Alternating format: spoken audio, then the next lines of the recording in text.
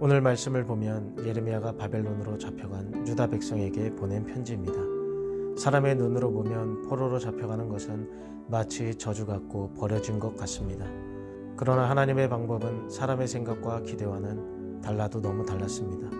오늘 함께 나눠볼 이야기는 유다 백성을 향한 하나님의 치료 계획입니다. 바벨론의 포로로 끌려간 유다 백성에게 하나님께서 주신 말씀은 조금만 참아 내가 구해줄게 이 말이 아닙니다. 그곳에 집을 짓고 그곳에서 나는 열매를 먹으며 그곳에서 가정을 이루고 그곳에서 번성하라는 것입니다.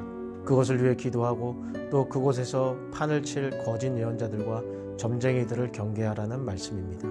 한마디로 포로로 잡혀간 그곳에서 열심히 일상을 살아가라는 뜻입니다. 아니, 자녀가 잡혀갔는데 즉시 구해주시기는커녕 그곳에서 일상을 살아가라니 하나님께서는 백성을 버리기라도 하신 걸까요?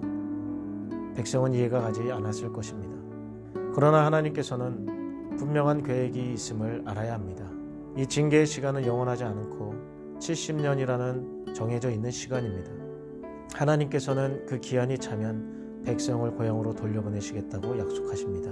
더욱이 하나님께서는 그분의 계획이 평안을 위한 것이지 재앙이 아니며 반드시 백성에게 미래와 소망을 주기 위한 것이라고 분명히 밝히십니다. 이 말은 하나님께서는 결코 그분의 백성을 버리지도 포기하지도 않으셨다는 뜻입니다.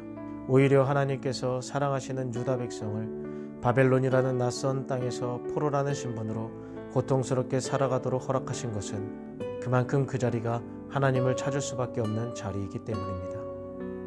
백성은 매 순간 고통 속에서 하나님을 붙잡고 또 붙잡을 수밖에 없었습니다. 그렇게 하나님 붙잡고 오늘 마주한 일상을 살아갈 때 하나님께서 그들의 일상으로부터 치료하시겠다라는 겁니다. 이것이 징계가 하나님의 집중치료소인 이유입니다. 하나님의 집중치료소에서 평소 같으면 상상도 못할 만큼 낮아진 마음으로 평소 찾던 다른 수단이 아닌 하나님만을 붙드는 연습이 끝나는 날, 비로소 하나님의 집중치료 또한 끝나게 됩니다. 나 또한 이해할 수 없는 고난 속에 있지 않습니까?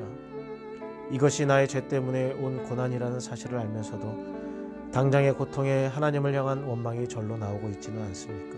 그러나 나는 하나님의 징계가 나를 치료하기 위한 집중치료소라는 것을 안다면 오늘 마주한 일상을 더욱 하나님 붙들고 더욱 성실히 살아가야 합니다. 계속해서 생각해 볼 것은 백성에게 가장 큰 회복은 하나님과의 관계 회복이라는 것입니다. 우상을 숭배하느라 하나님을 잃어버린 이들에게 아무리 회개하고 돌아오라고 말씀하셔도 도무지 듣지 않았던 이들이기에 하나님께서 이들을 버리신다 해도 이들에게는 할 말이 없습니다. 그러나 하나님께서는 분명히 말씀하십니다. 징계의 자리, 즉 하나님의 집중치료소에 갔을 때 백성은 분명 하나님을 부르고 기도할 것이라고 말입니다. 그때 하나님은 백성의 부르짖는 소리를 결코 외면하지 않으시고 들으시겠다고 약속하십니다. 백성이 온 마음으로 찾을 때 그분을 찾게 하시고 발견하게 하시겠다고 약속하십니다. 이것이 하나님께서 우리에게 진짜로 원하시는 것이기 때문입니다. 하나님께서는 지금도 나와 관계를 회복하고 싶어 하십니다. 내가 다시 하나님을 온 마음으로 찾기만 한다면 우리를 만나 주실 것입니다. 혹시 지금이 너무 힘들어서 포기하고 싶다면 지금도 나를 결코 포기하지 않으시고 내 말을 들으시겠다라고 약속하신 하나님을 찾으십시오. 반드시 그분은 약속을 지키십니다.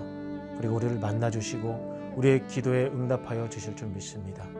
어려운 가운데 있을지라도 우리가 잊지 말아야 될 것은 하나님이 우리를 징계라는 것을 통하여서 더욱 하나님을 바라보고 하나님의 사람으로 온전히 회복되고 치료받는 시간으로 삼으실 것입니다.